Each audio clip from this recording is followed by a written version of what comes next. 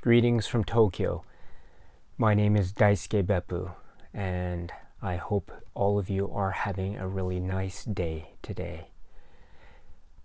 Continuing with my discussion of the films of Dario Argento, I'd like to, if I may, talk to you about one of my favorite films from Dario Argento, and in fact it's one of my favorite horror films, giallo films.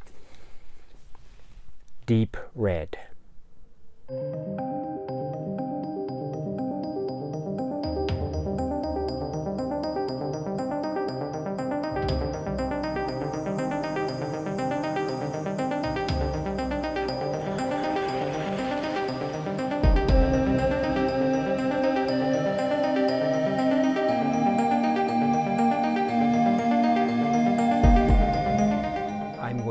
Talking about this film in detail, and so if you haven't seen the film yet, please, I strongly encourage you to stop this video and watch the film, and after you've seen the film, please come back and I'm very happy to talk about this film with you. It's a very special film, and it's a really a film that's filled with so many surprises and shocks that it would be a real shame, if it were spoiled before you actually had a chance to watch it and enjoy it for yourself.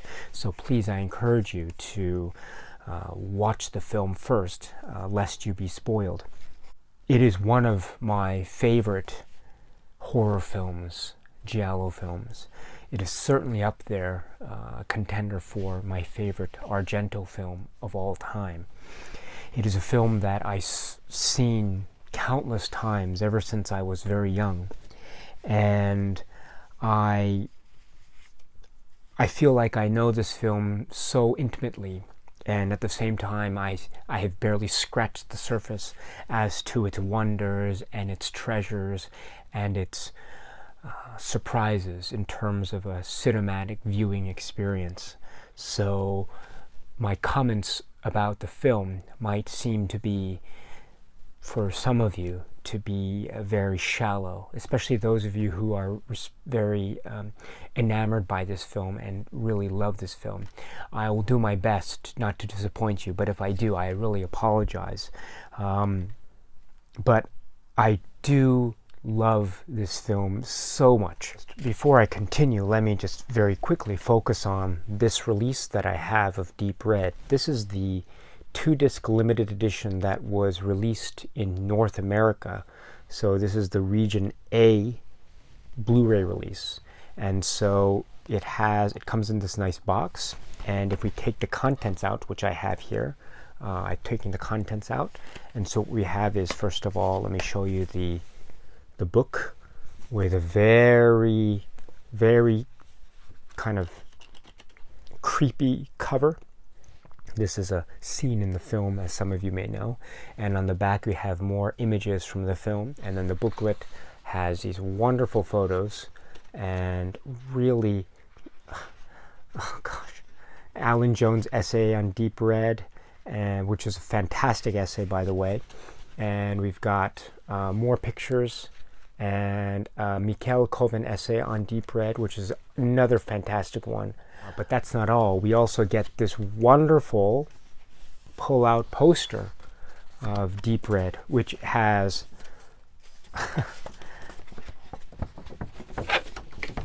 that's the one side, and the other side is that. And then of course there's the film itself, and this is the Blu-ray. But what's nice about it is you've got the front and the back, and the sleeve is a reversible sleeve. So you can see inside there, we've got the nice, I don't want to pull this out, but you've got the lobby cards, postcard size lobby cards, which are really nice. And then you've got the first disc, which is what's known as the original version, and then you have the second disc, which is the export version. Okay, so, and then you've got, if I can show you here, you've got the inside there, which shows the reversible sleeve. So if you wanted to reverse the sleeve, you can. And then you've got, as part of the supplements package from this release, you have, for the original version, you've got the audio commentary by filmmaker and Argento expert Thomas Rostock. And then you've got an introduction to the film by Claudio Simonetti of Goblin. And you have a visual essay called Profondo Giallo, which is by Michael Mackenzie, featuring an in-depth appreciation of Deep Red, its themes, and its legacy. Then you have Rosso Recollections, Dario Argento's Deep Genius, the Deep Red director on the creation of a Giallo masterpiece. And then you have what is probably my favorite supplement on this, which is The Lady in Red, Daria Nicolodi Remembers Profondo Rosso. And then you have another great supplement, which is Music to Murder For, Claudio Simonetti on Deep Red. And then you have another supplement, which is Profondo Rosso From Celluloid to Shop, a tour of the Profondo Rosso shop in Rome with longtime Argento collaborator Luigi Cozzi, and Italian theatrical trailer. So this is the North American release. This is not the UK release. I didn't manage to get the UK release, but I did get the North American release when it was released, I think, last year. So I was very happy to get this. So, Deep Red, 1975, Dario Argento. What can I say about this film that hasn't been said before? Probably I can't add much in terms of new comments or commentary. So I'll just probably add to the sort of the ever-growing chorus of support and admiration for this film that already exists. But it is a phenomenal film. It is a seminal work in the history of Italian Giallo. It is a seminal work in the history of Argento's films. And I would even dare say that it is a seminal work in terms of 1970s Italian cinema. It is, to me, the creme de la creme of Italian giallo and horror films. It is the perfect synthesis of style and substance. You know, up to now we've been talking about the films in the Animal trilogy, those being The Bird with the Crystal Plumage, The Cat o' Nine Tails, and Four Flies on Grey Velvet. And if you've seen my comments on those films, you'll know that I tend to regard those films, especially Four Flies on Grey Velvet, as being successful in terms of style transcending substance, which is another way of saying that style is a little bit stronger than the narrative substance in those films. Well, for this film, Deep Red, I would dare say that the style is top-notch, second to none, filled to the brim with Argento's skill as a cinematic technician and magician. The style is just wonderful. But the story, the underlying story, is also quite compelling. It's quite compelling indeed. And that is a golden combination, if I do say so myself, which sets the scene for this film being such an important work in Argento's canon. The story involves a British jazz musician, Marcus Daly. So he is played by David Hemmings, who is very famous for many roles, but perhaps he is most well known for his role in Michelangelo Antonioni's Blow Up. So Marcus Daly is a British musician, jazz musician, and one night he witnesses a murder. And so he then embarks upon this mission or this mystery, and he sets about trying to solve the mystery of this murder. And along the way there will be more bodies and more bloodshed, and there will even be danger and risk to the mind and the person of Marcus himself. And so he, along with his journalist friend and potential love interest, Gianna Brezzi, played very memorably by the beautiful and talented Daria Nicolodi, So he and she set about trying to solve the murder and trying to get at the mystery behind this very brutal and very bloody murder. And part of that mystery is trying to figure out something that Marcus saw at the time that he witnessed this murder. Now, he doesn't quite know what he saw, and he doesn't quite know the significance of what he saw or what he doesn't realize he has seen. But again, it's one of those Argento tropes, which is our hero, the protagonist, seeing something at the start of the film and not realizing what it means or what its significance is until the film's climax or denouement. We saw that with The Bird with the Crystal Plumage. We saw that to a certain extent in The Cat o' Nine Tails. We do see that a little bit in Four Flies on Grey Velvet, and we will certainly see it in later films such as Suspiria and Tenebrae, and even Trauma. But here we have a very exceptional example of that Argento trope in Marcus Daly, and trying to figure out if he's seen something in the home or in the apartment of the first murder victim, something to do with a painting perhaps. Just a tour de force, really, of a visual and cinematic trick of the eye. It's like an illusion. Dario Argento is a real magician and illusionist of the highest order. So that is, in a nutshell, what Deep Red is about and what its significance is, very generally speaking. I saw this film for the first time when I was quite young.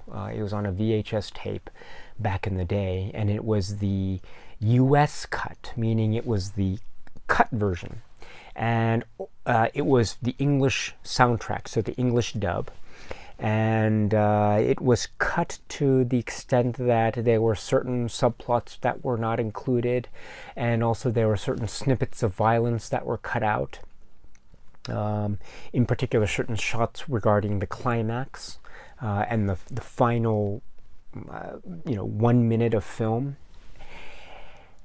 as well as other cuts. And that was the version that I was always used to, until the longer cut was made available, first on DVD. I think that was by Anchor Bay, which I also have somewhere on these shelves, and also then subsequently by Arrow. This is all to say that I only later became aware of and started to watch the sort of the original longer Italian version cut, and that is the version that I now watch and rely upon, the longer version. And so I would encourage you, if you're going to watch this, to watch the longer version. The first thing you see is, well, you don't see anything. You hear the music and it comes up, and you have these very simple laid out titles presenting the film Deep Red and the stars, and you feel like, okay, this is kind of a groovy musical track. It's a bit ominous. It's got that funky beat, and this is by Goblin, of course. And so, okay, you're getting into it, and you're getting lulled into the movie and its atmosphere, and you're slowly getting into its world. So you're getting into it because you, as the viewer, have this expectation of when you watch the opening titles to a film. You think, okay, there's a beginning and the end, so you have a certain expectation. But suddenly, almost out of nowhere, the titles are abruptly interrupted by a very mysterious image and sound and different song, a lullaby, and you've got shadows on the wall, what looks like something or someone stabbing something. Don't know what it is, and you see this kind of room, and you're not quite sure where you are, and it's taken from a very low angle, and then you see a knife, a bloody knife, thrown onto the floor after having heard a scream, a very inhuman sounding scream almost, and then you see these two legs come into the frame with high socks. You're not quite sure what's going on, and then boom, that's it, and you return to the remainder of the credits. This is an example of just cinematic genius, cinematic genius. From the get-go, we understand that nothing is to be taken for granted. Nothing is sacrosanct, nothing is, everything is up for grabs. In other words, even our expectations regarding titles are at risk, which is both an unsettling position to be in as a film watcher, and also an exhilarating position to be in as a film watcher, because it means ultimately we can not rely on what our usual expectations are regarding a film. So from the outset, this is a brilliant stroke of cinematic bravura of the highest order, and this is just an indication of the kind of film that you're in for. Deep Red, it just subverts your expectations and just drills home with a bloody abandon shocks and thrills, surprises that are just otherworldly. And then you have Marcus Daly introduced as a kind of a jazz musician. He's also a teacher, and he says from the outset a very interesting thing. He's teaching a bunch of musicians, or he's practicing with a bunch of musicians that are very clean in terms of their playing. They are very by the book, and thus a little bit boring. And Marcus stops them and says, you should try to play kind of down and dirty. Remember that this music came from the brothel, so there should be some kind of dirtiness or some soul and heart and some messiness, perhaps, is just what he's suggesting. And I think that, to me, is the thesis of this film, which is this film is not a conventional thriller. This film should not be mistaken to be a conventional thriller. It's not a clean-cut film with a beginning, middle, and end. No, it's going to be dirty, it is going to be tricky, it is going to be messy, and it is going to be quite subversive as a result. And I think this message from Marcus is the perfect encapsulation of Deep Red as a film. And indeed, as we go further, we realize that what Marcus is saying is indeed something that we can apply to our view and interpretation of this film, because immediately we are thrust into this very odd conference involving parapsychology and telepathy, and we have the actress Masha Merrill playing Helga Ullman, who is purported to be a kind of she has powers of telepathy, so she can read people's thoughts and she can read people's minds, and she's talking to an audience and trying to show what her abilities and gifts are. And this is where she connects with the mind of a murderer. And so she realizes that she has discovered the secret of someone who doesn't want his or her secret discovered, as it turns out, because then we get the plot into motion. After we get a few shots, very eerie shots of close-ups of dolls and knives and just other sorts of eerie paraphernalia, which is suggestive of the mind of a crazed potential serial killer. We also get close-ups of eyes and a driving goblin soundtrack that precede one of the bloodiest opening set-piece murders I have ever seen. It's a very nasty murder. It's very quick. It involves a kind of a hatchet of some kind and close-ups of wounds and blood spurting out.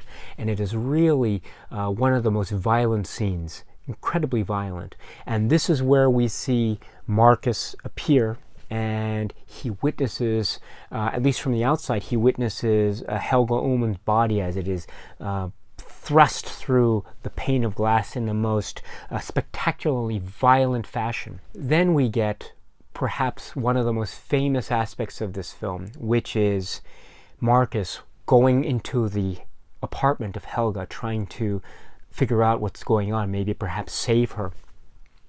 And he runs through the halls, and we see lots of these pictures and paintings on the wall, and we see that wonderful tracking shot forward as he is walking very quickly through the hallway.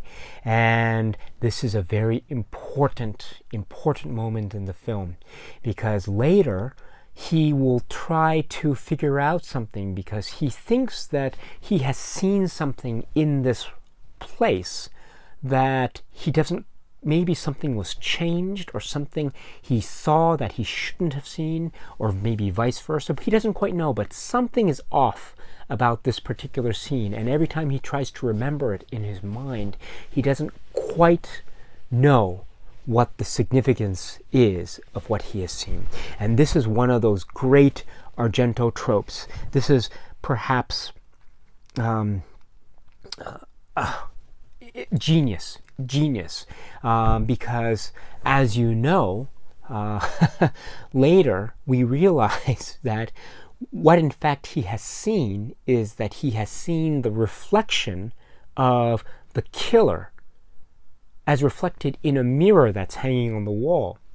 And so we see as viewers, and we don't even know it, but we see as viewers the face of the killer in these first, few moments of the film, this opening killing of the film. We actually see the face of the killer, which is, I think, unheard of in terms of a traditional giallo film or a mystery film or a murder mystery thriller.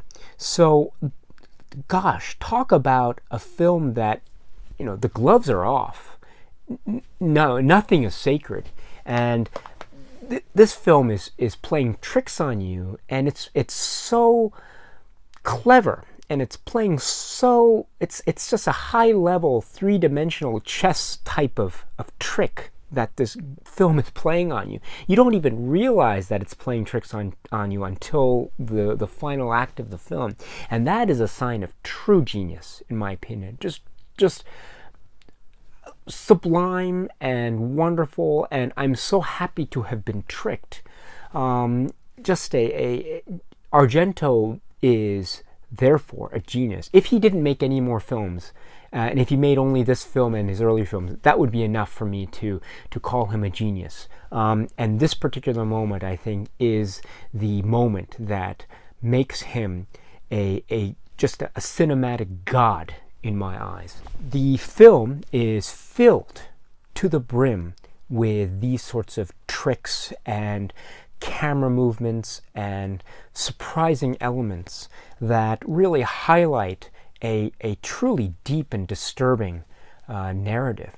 So what do I mean by this? So, for example, we see certain flashes of brilliance. I've mentioned it earlier. There's these wonderful close-up shots of dolls and gloved hands picking up certain figurines, and then suddenly close-ups of blades and knives and all sorts of odd images, and then juxtaposed with extreme close-ups on eyes, which we assume to be the murderer's eyes, as he or she is applying makeup, some black kind of makeup. And we see other flourishes, close-ups of eyes, when the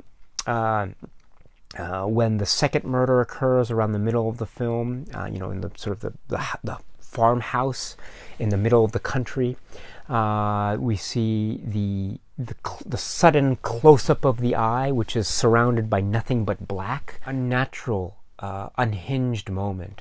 It's completely out of the blue, and it makes no sense in terms of pure physics and logic, but it doesn't have to, because by this time we realize that we are thrust into a nightmare world, a dreamscape that is of extraordinary dimension.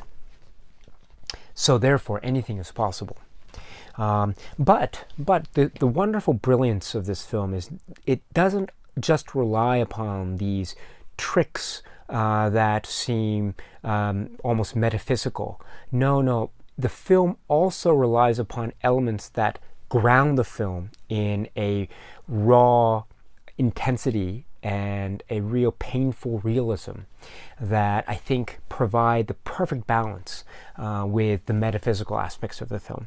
For example, we see bodies react to violent attacks. So for example, Helga Ullman, we see close-ups of her mouth as she drinks water and then spits it out again. We also see the spittle as her body is, after she has just been murdered, and her body is then laid on the floor by Marcus. And we see that horrible, just so disturbing image of the spit that is drooling out of her dead mouth. We also see shots of spit being basically burst out of the mouth of a character as something very terrible happens with a chain and an elevator. These sorts of things, and also we see other elements that remind us of the painful realities of murder. So we have, the third murder with the jamming of the head and the teeth into the side there. Remember that? This terrible moment. And the thrusting of the head into the hot water, the scalding hot water. So these things remind us of the pain of murder, and they make the pain of the murders that are being depicted on screen all the more accessible and just disturbingly so. So these are more elements that are thrown into the picture that just provide an overall balance that is really refreshing, I think, and just make the film more immediate and therefore shocking as a cinematic viewing experience. One of the most famous scenes is the Killing of Giordani. And the Killing of Giordani, so Giordani is the guy with the beard, and he's in a study one night and he is attacked, and the attack is very brutal. First we get that weird doll, remember, that comes through the doorway and just has that really eerie walk and laugh. And then we have him attacked from behind, and then just brutally attacked, and then his face is jammed into corners of things, and then there's that terrible close-up of the knife as it just goes up and then down. Just really one of the most brutal scenes I've seen in a long time. But this scene is very famous, of course, right? Because you've got that wonderful pulsating score, but also the doll. The doll has a very unnatural movement about it. Think about it. There's no reason why this doll should really be able to do what it does in real life. I mean, it's impossible. I think it's impossible. Its movement is too still and it's too straight. A doll like that would just fall over because it's over, maybe it's top heavy or something to that effect. So this is obviously a trick of the camera, or this kind of a special effect. So it's being aided in some kind. But that adds, I think, to an eeriness because it feels so unnatural and so unexpected and just so out of the blue. That it is another example of this metaphysical element of this film, or the fact that this film is a nightmare or a dreamscape, right? Because it doesn't make sense logically, right? I mean, why would the killer goes to that trouble of setting up a doll, timing it so that it goes through the door at just the right time, and then timing it such that the killer can then attack the victim from behind. No, it doesn't make any sense. It makes absolutely no sense from a narrative point of view. But from a dream logic point of view, it makes all the sense in the world. So this is the genius that is Dario Argento. And at this point, I think we have gone in, we are all in by this point, that I think the sky's the limit in terms of dream logic. And this is just the perfect punctuation of both creepiness and the nightmarish quality that is deep read by Dario Argento. Let me just stop here and take a moment to speak to the music. Now, the music here is a very interesting thing indeed. The main theme, that driving theme, and the kind of the murder theme, or the theme that occurs whenever murders occur on screen, those are themes that I understand to have been composed and performed by the rock group Goblin, and therefore this film marks the first collaboration between Dario Argento and Goblin. But there are also other themes interwoven into the film, and these are more, how should I put it, traditional sounding themes with flutes and horns, and I understand that those aspects of the film score were composed by Giorgio Gaslini. And I would even dare say, I understand also that the lullaby theme also, this is also a Gaslini music. That's not a Goblin piece of music. That's my understanding, at least. So you've got this odd mix of kind of traditional horns and flute music with the more driving, bass-driven beats, the odd tempo, and a real compelling repetitive signatures of Goblin. And so I think that also adds another element of how shall I put it, of a clash of some sort. We have, of course, these visual elements and also stylistic elements in the film that create a sort of balance or clash between, let's say, metaphysical elements and painfully realistic elements, right? We also have this clash that occurs in the soundtrack. So we have this driving bass that is relentless from Goblin, and then we also have these more pleasant sounding flutes and horn-based music from Gaslini. It's an unsettling mix, and therefore, I think almost on a subliminal level, we can't even relax in terms of the music. So this is just another example of Argento playing with our expectations, perhaps, and just giving us a score that subliminally doesn't seem to mesh. And that's simply because we've got two different composers really combining, I think, radically different musical styles in a way that is quite unnatural and unnerving, and therefore to the film's advantage and benefit as a film that is meant to disturb and to shock. I must add a comment about the killer of the film. And I did mention that there were, I was going to speak to spoilers. So if you're at this point in the video, I'm assuming that you'll know who the killer is and what the secret of the mystery is. What can I say except that Clara Calamai, playing Marta, this is probably my, it's up there in the top one. It's probably the top 1, 2, or 3 greatest performances in all of Argento's canon. In this performance, Marta, the mother, we realize she's the mother from hell because she is just she is nuts. It is probably because of her actions at when Carlo was a child and the killing of Carlo's father that probably just drove Carlo, just maybe messed him up to the point where he is just one disturbed individual. But Marta, the mother, my goodness, she is frightening. She is a force of nature. She's like a hurricane of anger and violence. She's this old hunching woman in a gray leather coat and a hat, but she's got those gloves and that just creepy black eyeliner makeup, and just that pale face and the wrinkly face makes her look deathly and ghostly and like a specter of death, which is what she is. And she has to be one of the great villains, one of the great characters in all of Argento's cinema. I would even argue that perhaps she is the greatest villain in all of Argento's work.